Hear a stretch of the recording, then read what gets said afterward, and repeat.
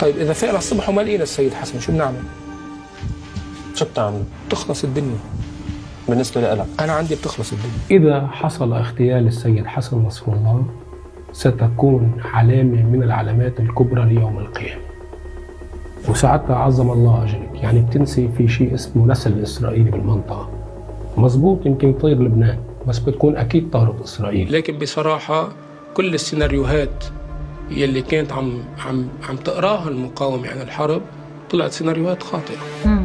طيب عظيم، قبل ما نقول معك مش معشر المحللين السياسيين ونحن منهم قرينا غلط، لا على الورقة والقلم ما بعتقد في حرب قريبة.